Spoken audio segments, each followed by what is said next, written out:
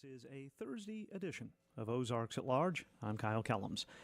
The 2011 Miller Williams Arkansas Poetry Prize winner, Danielle Deulen, was in the Harold and Blanche Koch News studio a few hours ago. Her poetry book, Lovely Asunder, deals with themes such as violence, otherness, feminism, and more.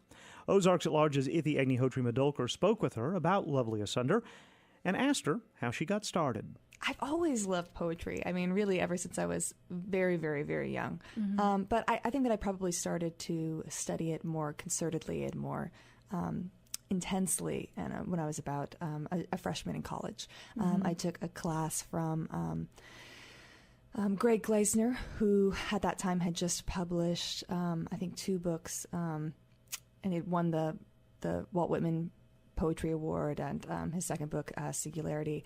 And I took a poetry class from him, a creative writing class from him, and was just blown away. I remember my very, very first class, him quoting, actually reciting the entire poem of Robert Frost's Walking Through the Woods on a Snowy Evening. Mm-hmm. And it was a poem that I had memorized myself mm-hmm. a couple of years back.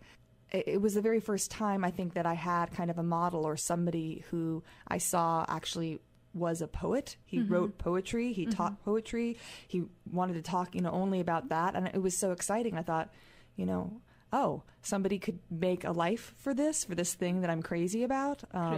So it was the first time that I understood that might be possible. So that's when I began really studying.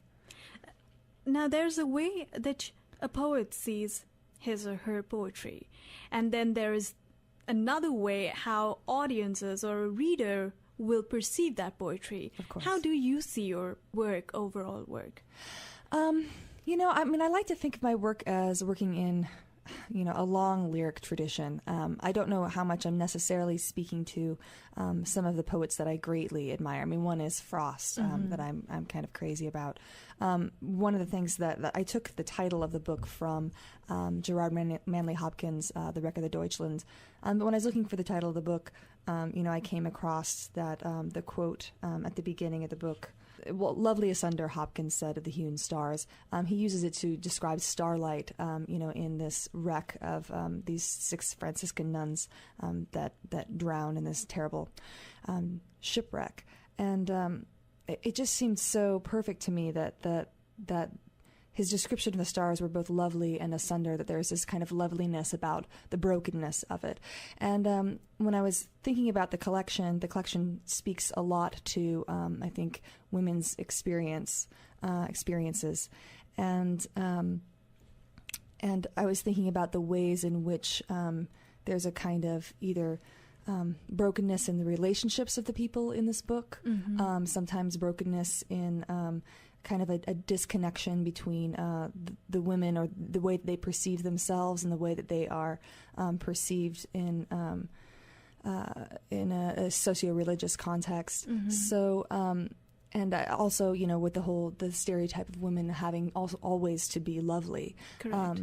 Lovely Asunder ultimately is what I ended up titling the book, because I felt like it was a fairly good description of women's position in history and in society in many ways. And I was about to ask you that.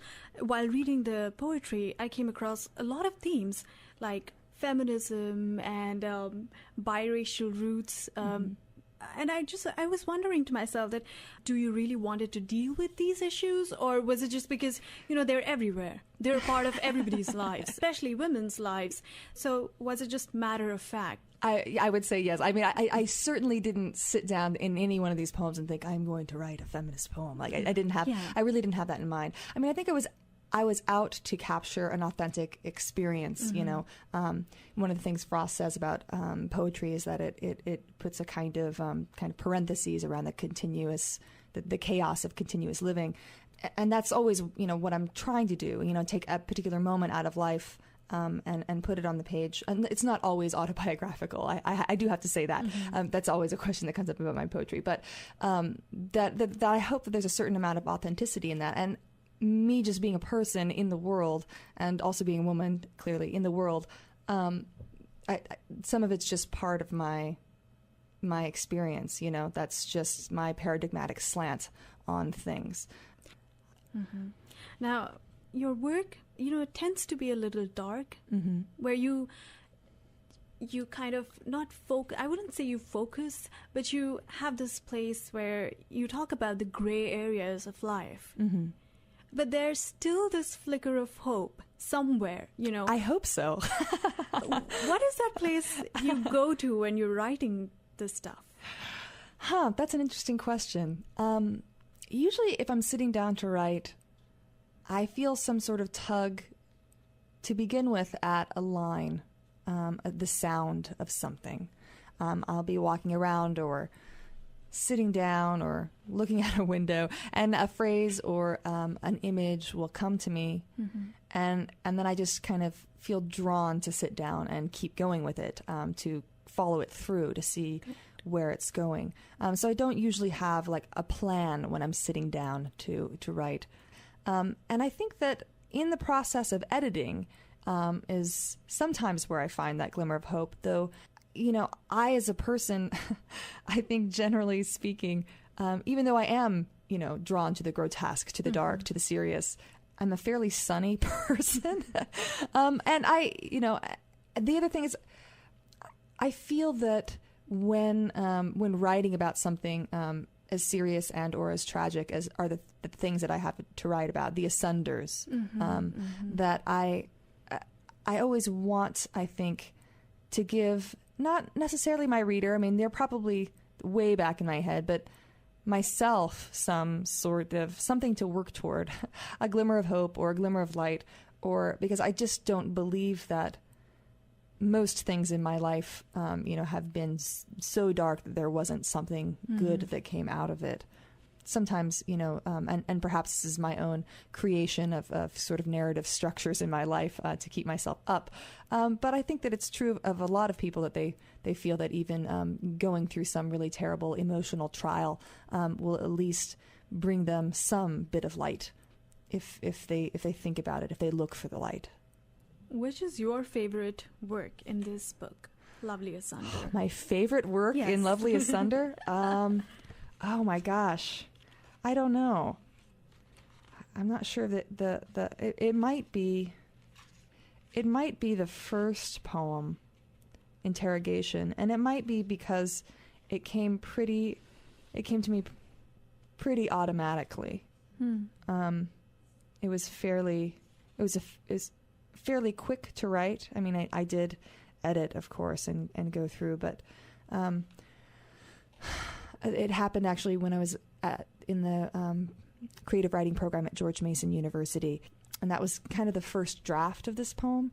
And I think I liked the emotional trajectory of it from, I suppose, also small personal crisis, and then I'd like to think that it gets amplified in thinking about, I mean, it kind of goes outward toward the stars at the end, and I'm hoping, I think, that it reaches out slightly, though.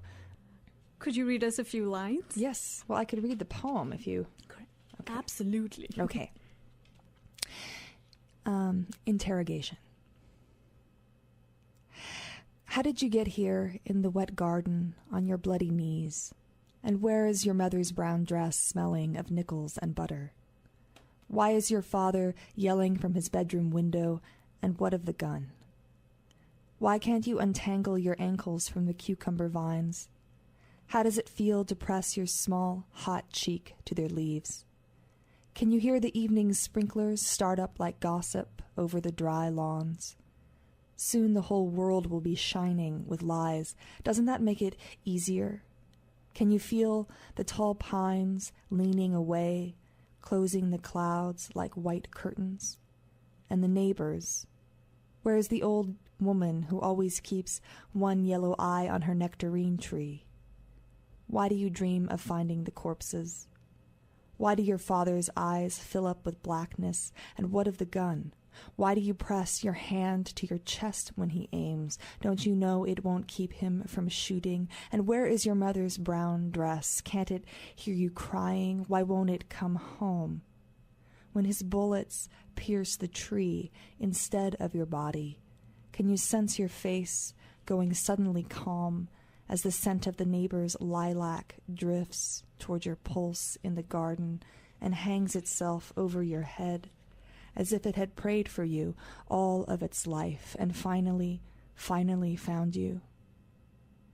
How do you know, without the words to say it, that you are the summation of a lifetime of desire? And when you know, do the stars emerge from blackness or arrive like shots in the sky? So what about today? You have a book signing at Old Main at the UFA campus at 7 o'clock, I guess? Yes, at 7 o'clock I'll be giving a reading there. And yes, Davis McCombs has been lovely enough to invite me to his poetry workshop as well. So I'll be talking to some of the graduate students there. I'm looking forward to that. Thank you so much, Sure. Danielle. Thank you so much for having me. Danielle Deulen, winner of the 2011 Miller-Williams Arkansas Poetry Prize, will read from her poetry book, Lovely Asunder, tonight at 7 in Old Main, room 325. The book is part of the University of Arkansas Press Poetry Series. This is